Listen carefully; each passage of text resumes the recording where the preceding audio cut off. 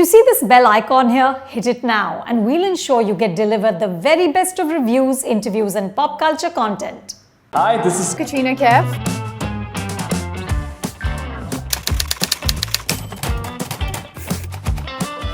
By nature, the profession does make you, even if you don't realize it, it does make you a little selfish. And what I mean by a megalomaniac is because you are your profession. Yeah, I think it is important. I think the medium is such when we are giving, say, a close-up or any other shot or performing, you are let on your own. It has to, even though director is giving you as many instructions that he wants to, it's you who has to perform. Eventually, maybe in some minor way, we do feel that we are the center of. By megalomaniac, yes, we mean that you're the kind of like the most important thing, yes, right? Yes. Yeah, in some moments that can kind of feel. Like. I mean, you're the sun and all the planets are revolving but then there are many. In my close-up in my film, I am, in a way, right?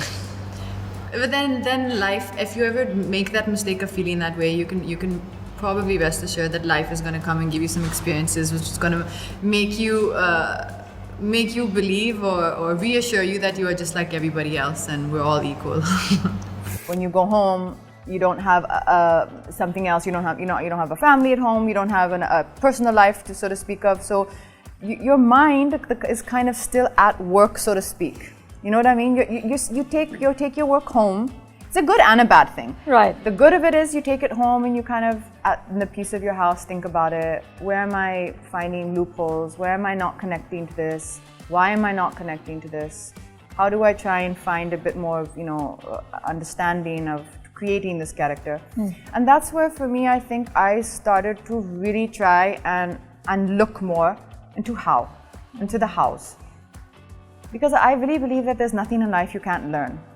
Very, very few things in life you can't learn. Perhaps now, if I wanted to be a gymnast, it's right, because right. of the time, it's not possible. But besides, physical things like that, I think there's very few things that we cannot learn. I think what life brings to you, what life throws at you, pretty much everything that I imagined could not happen, happened.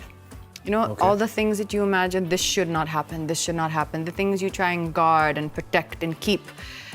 Those were all the things that I was trying to focus on so much and protecting and keeping were all the things that disintegrated or, did not work out or went away.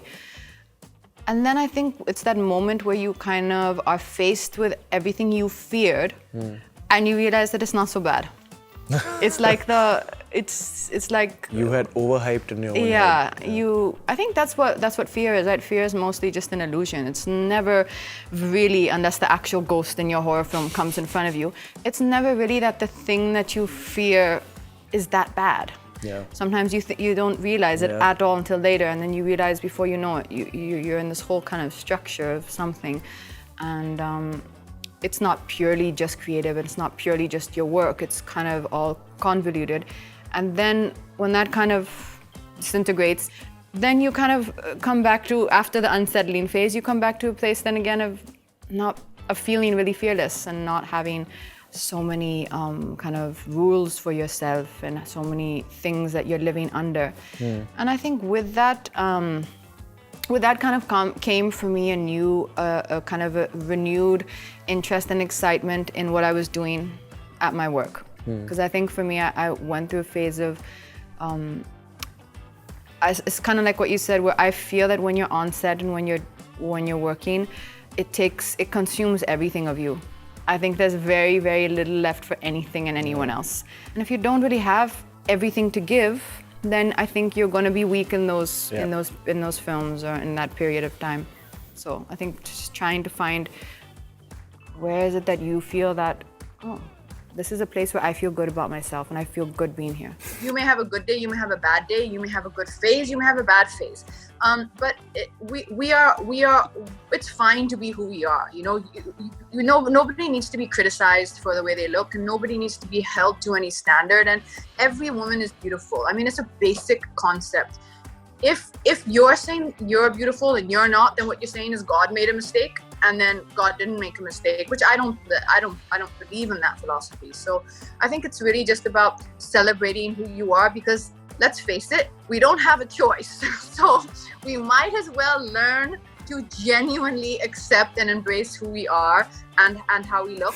If you like this video, or subscribe to this Yes. video and There's a subscribe. If you like No, it this, is. Yes. so if And you when like you have to this click. video, just subscribe to this video.